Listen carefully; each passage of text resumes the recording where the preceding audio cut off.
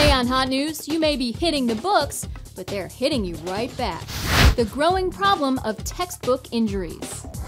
Norway is preparing for the end of the world. I'll tell you how. How'd you like to share a hotel room with this guy? Believe it or not, there's a waiting list for that. Just because you're always on the run between classes doesn't mean you always have to resort to eating fast food. Eating healthy at college may be easier than you think. I'll show you a mesmerizing creation that blurs the line between video game and art project. You may have paid for your entire desk chair, but for the next 8 minutes, you'll only need the edge. Shh. Hot News starts right now. If there's one thing more painful than having to pay for your textbooks, it's having to carry them. In a recent survey, 80% of college students said they've sustained injuries from their textbooks. 53% reported neck pain, 39% back pain, and 47% eye strain. No word on what percentage suffered paper cuts. Which of the following is a real law in Alabama? Is it A, brewing your own beer is not permitted? B, you will be fined $50 for using the defamatory term redneck. C, it is illegal to wear a fake mustache in church that causes laughter. Or D, it is illegal to get a fish drunk. The answer is C. No fake mustaches in church that causes laughter. Alrighty, so no Jason Lee or Geraldo impersonations, you guys. By the way, if you pick D, it's illegal to get a fish drunk. That's a legit law in Ohio. Who knew it was even possible to get a fish drunk?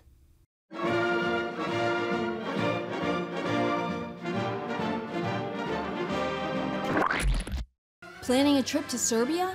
You may not want to stay at the Mr. President Hotel in Belgrade. As the name suggests, the theme of the place is world leaders.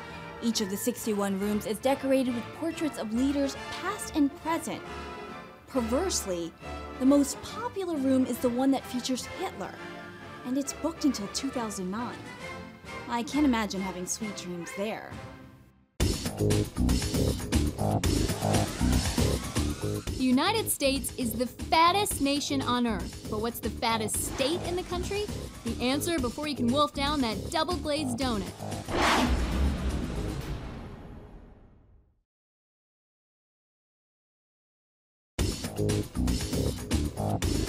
So what is the fattest state in the country? It's Mississippi.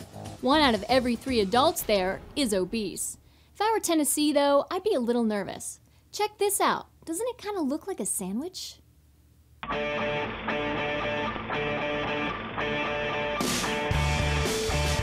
Are you stuck in a fast food rut? Marissa Leonardo is from the New York Institute of Technology. She has some tips on how you can eat healthy on campus. Eating healthy at college may seem impossible, but here on the campus of the New York Institute of Technology, school officials say they're making it easier. Clinical nutrition professor Mindy Haar is part of a newly formed food advisory board and says they've already made big changes, including having fresh food prepared on campus instead of having food brought in. But Haar admits all the variety in the world doesn't matter if students aren't making smart decisions. So with some thought, it's really not difficult for a college student to get enough calcium, to get fiber, to get their fruits, to get their vegetables, and eat well.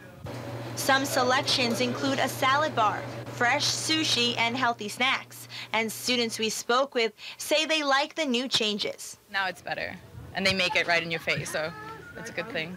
I think they offer like a wide variety of things like salads or pasta, whatever you want. We have like a gourmet restaurant in our cafeteria. We can have all types of foods, healthy, junk food, all types of stuff. But what happens if you can't make it to the cafeteria before class and all you have in your building is a vending machine? Having pretzels, having popcorn, those would both be lower fat choices than the potato chips or the candy bar. So at the end of the day, it's your smart decisions when choosing what to eat on campus that will keep your body healthy. At the New York Institute of Technology for Hot News, I'm Marissa Leonardo. Watching Hot News is another smart decision. To hear what today's experts thought of Marissa's story, click on Watch More. And if you want to contribute to Hot News, don't forget to register as a student reporter. It's easy, I promise. Sleep well tonight. In the event of a global thermonuclear war, Wheat is safe. Norway has paid $9 million to construct the Svalbard Global Seed Vault, which opens on February 26th. It can hold up to 4.5 million seed samples from all over the planet. Built inside a mountain way the hell up near the North Pole, the vault is designed to survive a catastrophe that might wipe out most of the Earth's crops. Hey, Norway, I got a better idea. Put me in the vault so I can survive the nuclear war. I'll take great care of your delicious little seeds. The one bright side of non-stop presidential election coverage is that it gives Stephen Colbert plenty of ammunition. Here's the man in action. You all remember my GQ cover from last May, right? Okay? This, by the way, this right here, this is my actual physique. But now, folks, take a look at this issue of the German GQ. Does that look familiar, anybody? Hey, Germany. This isn't just coattail riding. This is a coattail Anschluss. Look it up. When you're applying for a job, there's one kind of help that can only hurt you. I'll tell you what it is.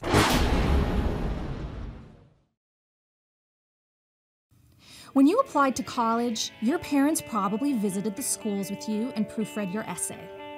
But when you're ready to apply for jobs, make sure they stay on the sidelines. A growing number of employers are reporting that parents are sending out resumes for their children, coming to their job interviews, and even negotiating their salaries. As tempting as it might be to accept that help, it's not in your best interest. After all, if you can't even apply for the job by yourself, why should anyone believe that you can do the job?